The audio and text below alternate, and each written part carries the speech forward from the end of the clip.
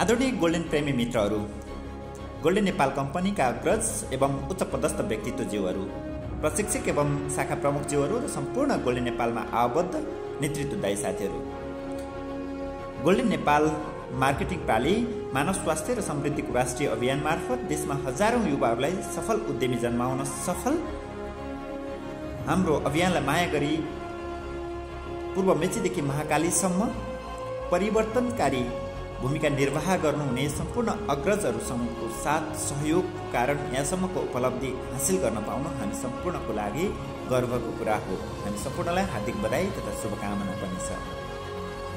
नेपालको 4 लाख युवाहरू प्रत्येक वर्ष श्रम बजारमा आउँछन्। करिब 30 लाख नेपाली युवाहरू खाडी मुलुक जस्तै Malaysia, Saudi Arab, Qatar, Dubai, Bahrain, Kuwait आदि जस्ता मुलुकमा र पछिल्लो समय कोरिया, जापान वा अन्य युरोपियन मुलुकमा विभिन्न बहानामा आफ्नो श्रम बेच्न हिँडिरहेको अवस्था सायद स्वदेशमा भविष्य नदेखेर नै हो।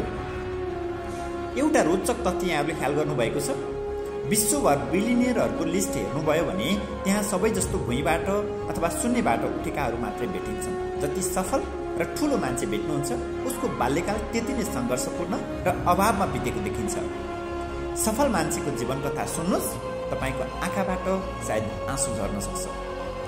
हुन त जमिनदारका पनि सन्तान छन्, हिजो बिलिनियर र राजा महाराजाका पनि सन्तान छन्, तर ती प्राय जसो गुमनाम छन्।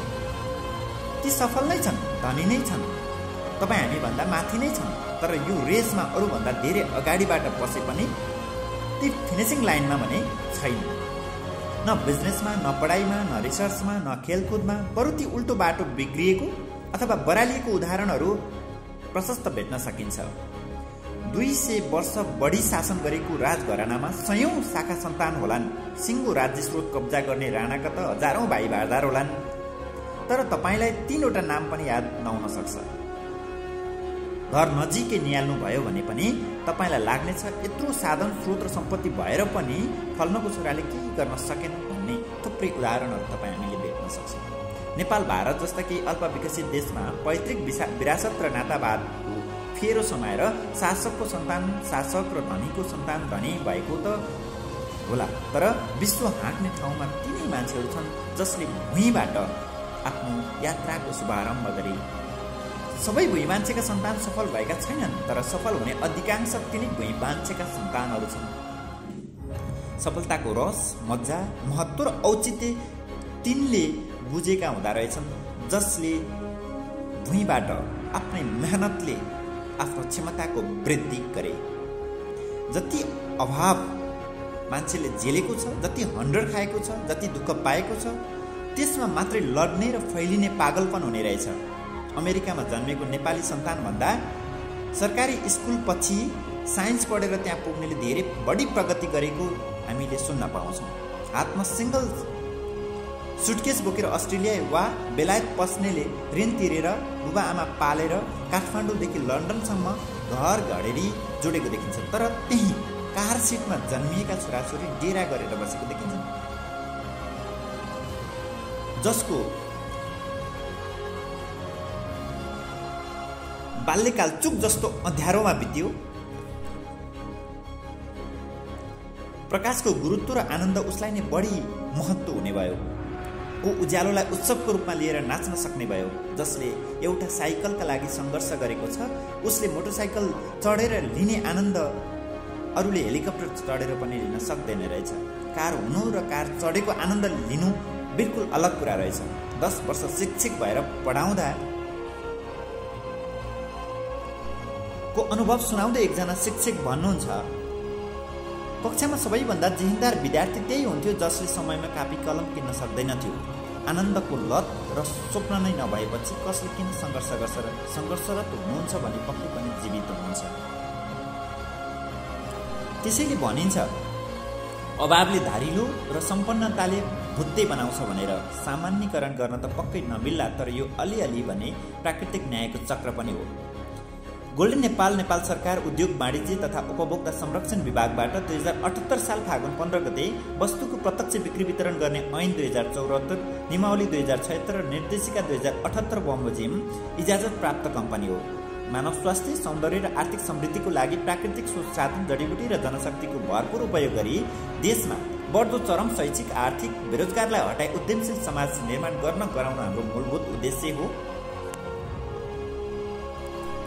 विगत 2 वर्ष अघिदेखि सुरुवात भएको हाम्रो अभियानले हजारौंको स्वास्थ्यमा सुधार तथा हजारौंले स्वदेशमा नै राम्रो आम्दानी गर्न सफल भइसक्नु भएको छ।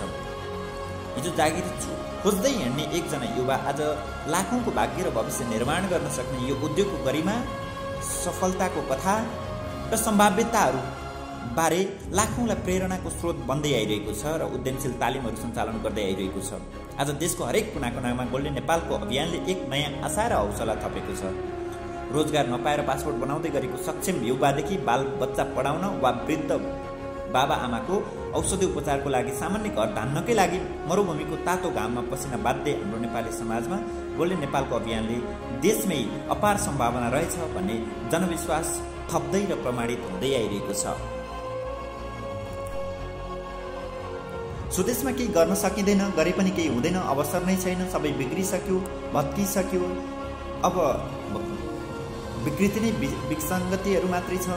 यी जस्ता विभिन्न निरुत्साहित हल्लाको पछाडि नलागी सृजनशील कार्यमा सहभागी भई राम्रो आम्दानी गर्न सम्बन्धित विषयको ज्ञान लिन जरुरी छ।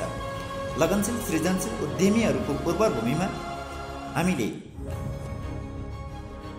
झुपडीदेखि महलसम्म सबै वर्ग समुदायका मान्छेहरूले इच्छा शक्तिकै आधारमा बिना लगानी एउटा राम्रो उद्यमी बन्न सक्ने अवसर सृजना गरेका छौँ। यो उद्योगको गरिमा र सम्भावना बारे हाम्रा अग्रजहरूले हामीलाई स्पष्ट पार्नुहुनेछ।